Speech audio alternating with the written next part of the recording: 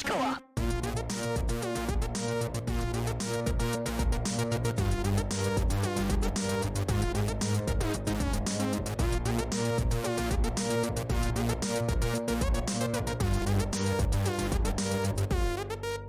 Couch Co-op.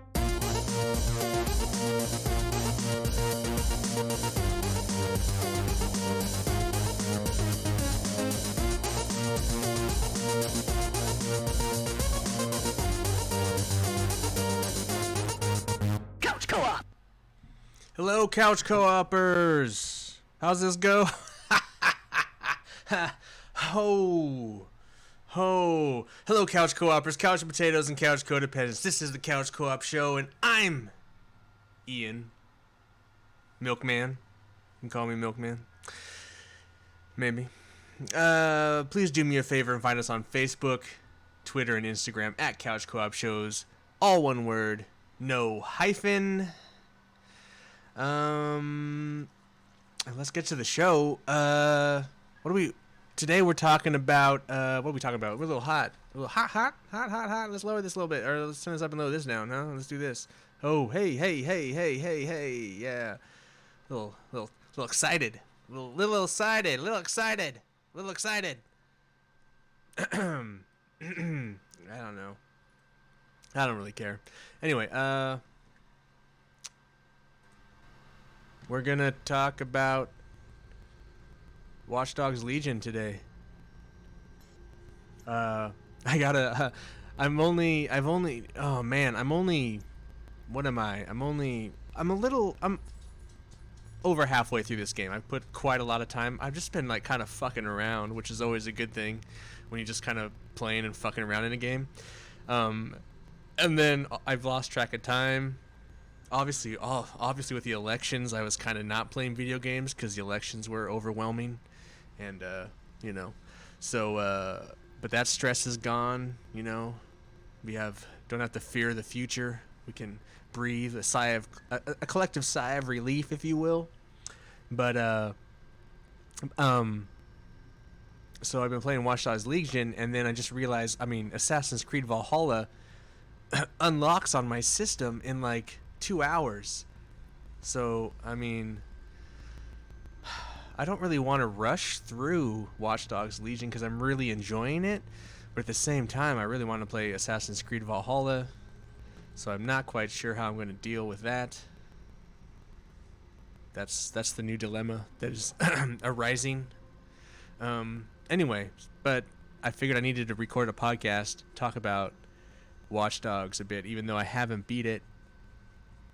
Overall, I'm really enjoying it. It's a pretty strong game. My history with Watch Dogs, I played a bit of the first one. I did not like it. Was not a fan. Stopped playing it. Put it away. I bought Watch Dogs Legion 2, or Watch Dogs 2, not Legion 2, Watch Dogs 2 on a whim. It was cheap, and I was like, oh, alright, I'll try this. And I really liked that game, actually. I didn't like the first one, but the second one I really dug. It wasn't so serious, and I just had a lot more fun with it. Played it, platinumed it. And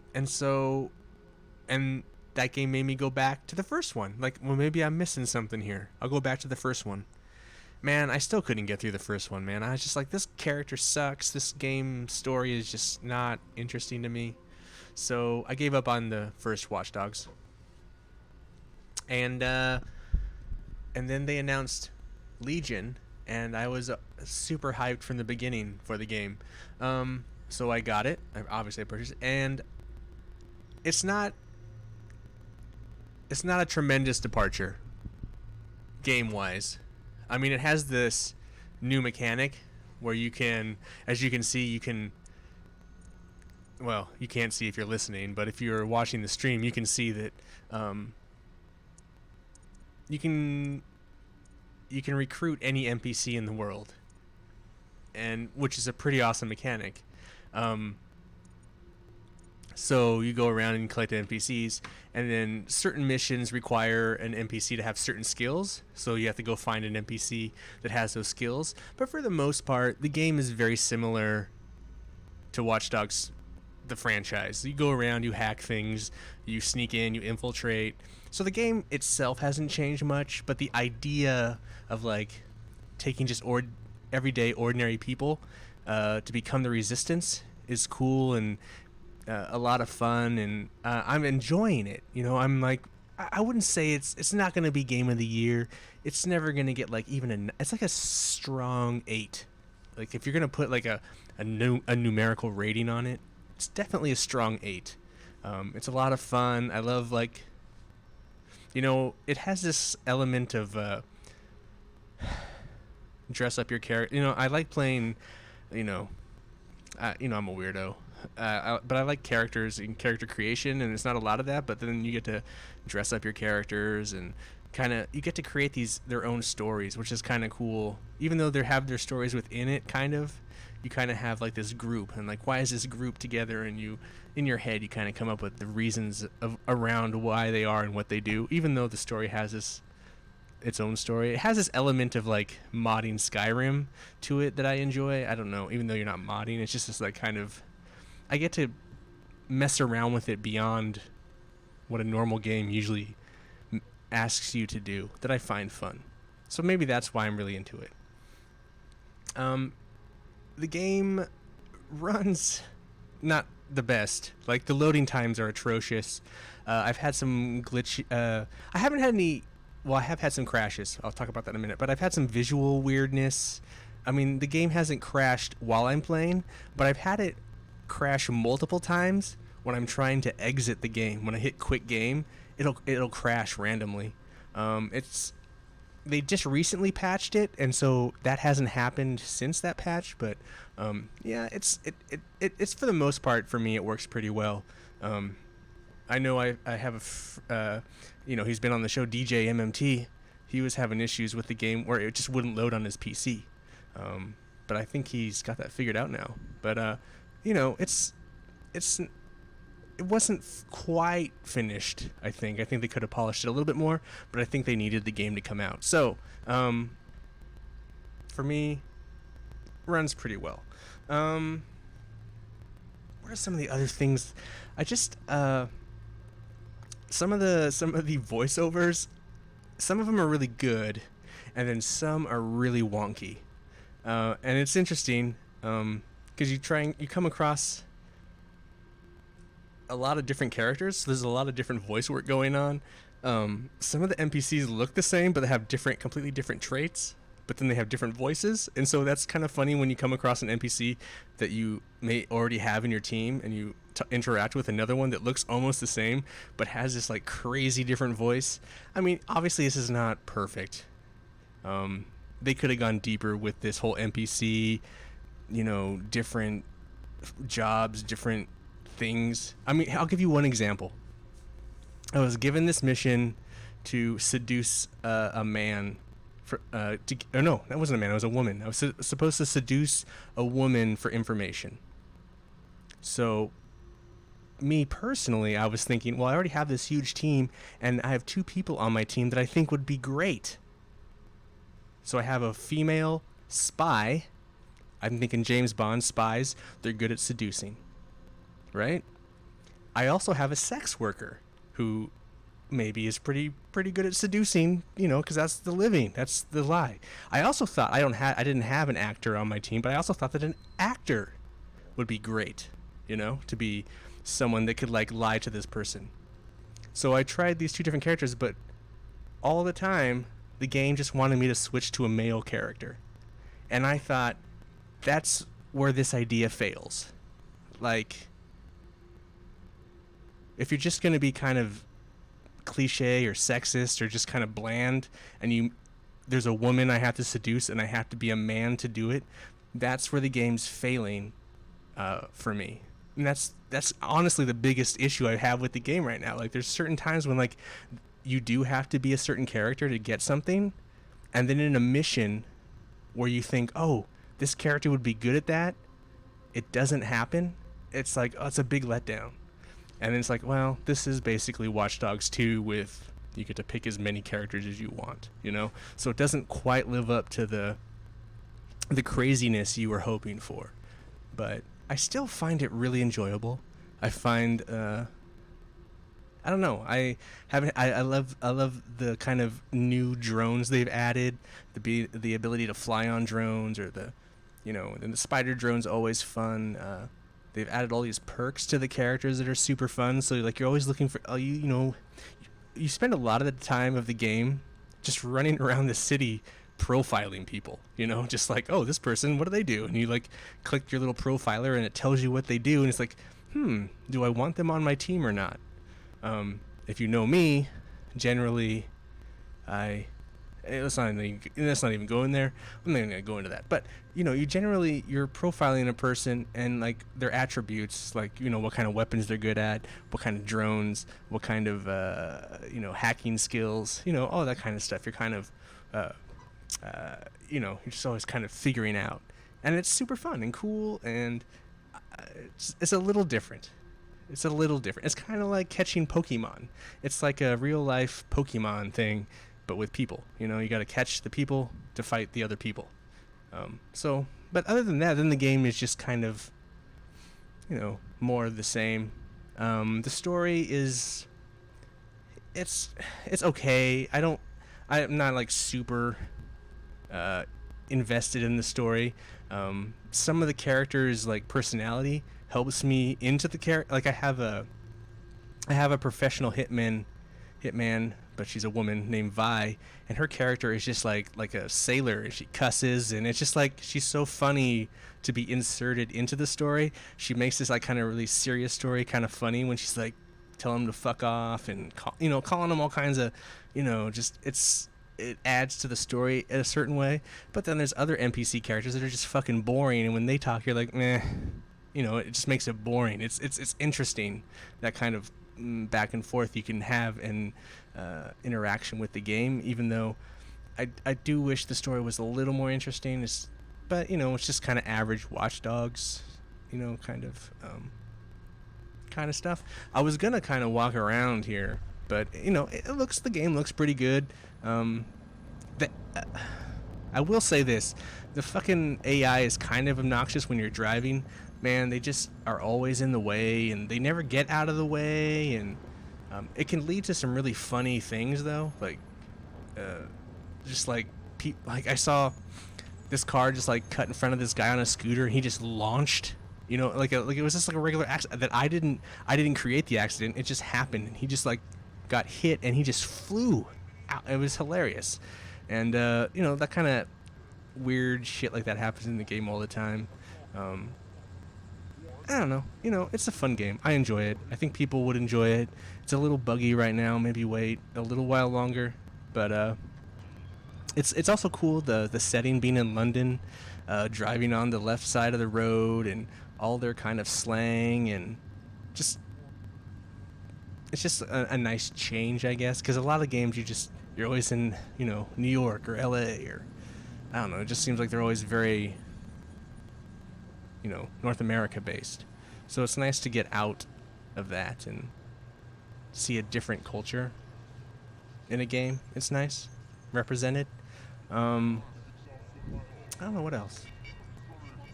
Oh, you didn't see in this either. Here's another thing that's cool about you get all these NPCs, and some of them have these weird perks, like just random perks that happen. So I have a couple shopaholics on my team, and I have one gambler. So randomly at times, my shopaholics will just buy clothes. So I'll just have clothes in my inventory, but they spend my money. There's a pool of money, and they'll just spend money on clothes. So that's kind of funny and annoying. And then the gambler, well, she will win money and alternately lose money just randomly. So it's just kind of this funny thing. So far, the gambler usually wins more money than loses money.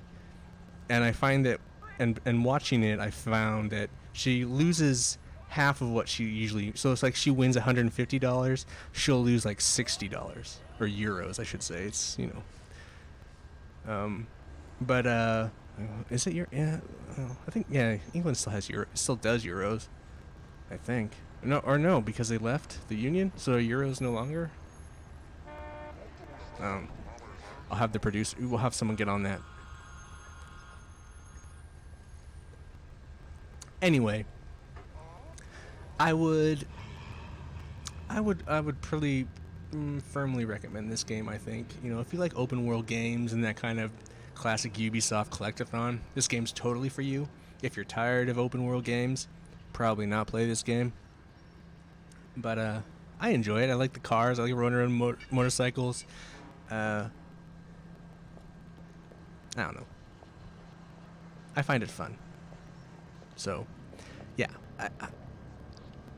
Yeah. I don't know what else to say. It's just a solid game. I don't know what... You know, I haven't really read any reviews. I don't know what the people on the street are saying about this game. But I dig it. And if you're curious, you should check it out. Now, the other thing I wanted to talk about, obviously, you know, this is the week. This is the week where the generations change. This is where the Xbox is coming out. This is where the PlayStation 4 is coming out. This is where, you know, you're either, you know, you're next gen or you're old. You know, you're leaving your friends in the dust. And it's been cool. This is my first time pre-ordering a console. Usually I just kind of wait and then buy it. And this is the first time I've pre-ordered a console. So I pre-ordered the, I think we talked about it in a previous show, but Jared and I pre-ordered PS5s. We were lucky enough to get pre-orders. And just how kind of nerve-wracking it is. Like I get the email, your pre-order's been confirmed. We're about ready to charge your account. And then today, purchase has gone through and it's shipping. And then I get to click on the link and make sure its shipping is on time. And so far my console is on time. So this Thursday, I will be hopefully a proud owner of a PS5, and I'm very excited. So like, I don't know what's going on right now. Like, I have Assassin's Creed Valhalla installed on my machine, and in a couple hours I'm probably gonna play it. But on Thursday, I have a brand new console, and I'm gonna install Spider-Man Miles Morales. I'm gonna have too many games is what I'm saying, folks. Too many games. I'm super excited. It's a super fun time. I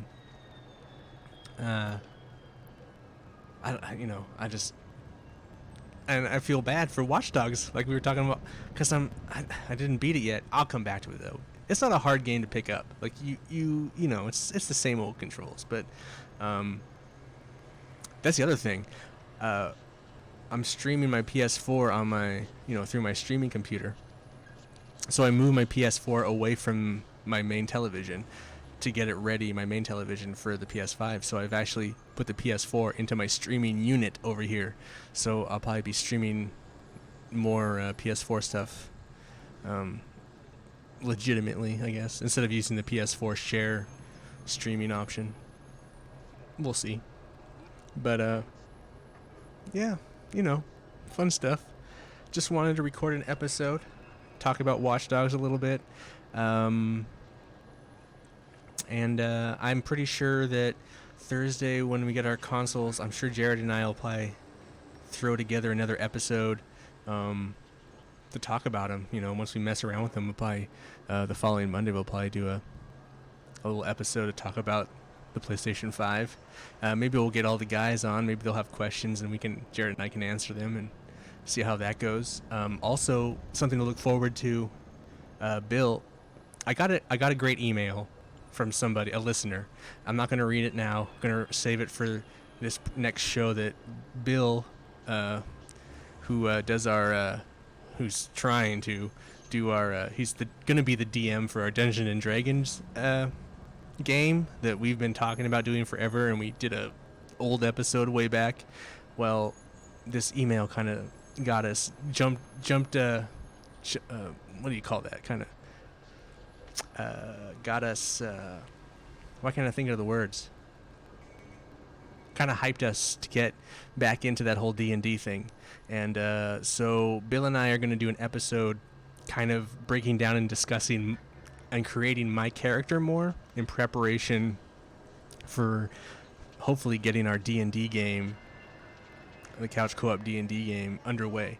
So we'll talk about more of that, in the coming shows. But you know, I just want to tell you guys, you know, I know it's been a hot minute since our last episode.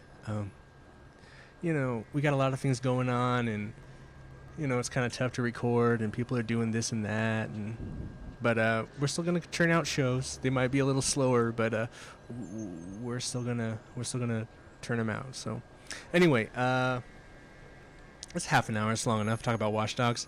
Anything else I wanted to? I just want to, we'll do a quick couch co-optional really quickly. Nine Inch Nails, my favorite band of all time, got inducted into the Rock and Roll Hall of Fame this past weekend.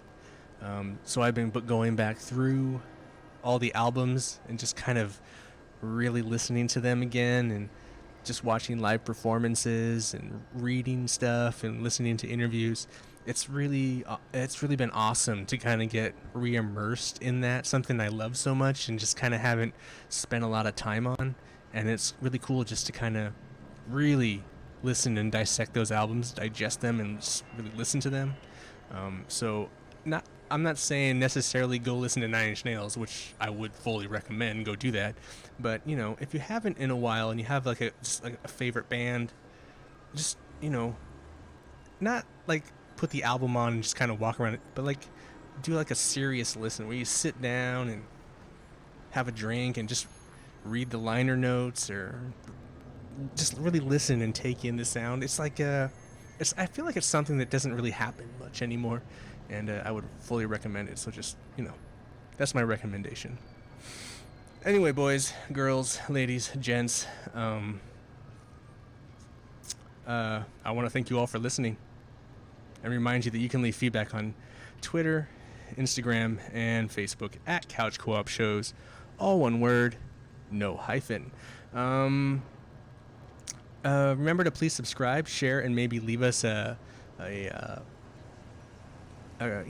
comment or a review on iTunes. You can also find us on Twitch. This is streaming live. You can watch me not do much on Twitch. Well, that's the Couch Co-op Show on Twitch. You can also, you know, follow us there. Subscribe if you'd like. Anyway, that would be super awesome. We really appreciate it. Like I said, I got this awesome email. I don't want to read it now because I want to attach it to the next show that we do the D&D thing, because it fits in with that. But you can always email us. We love emails. It's awesome to get emails. I will read yours on the show if it's good. Well, even if it was bad, I'd probably read it too. Anyway, I want to thank you all for joining me here on the couch tonight. For Couch Co-op, I'm Ian, reminding you to please... I'm running out of air. Reminding you to please be excellent to each other.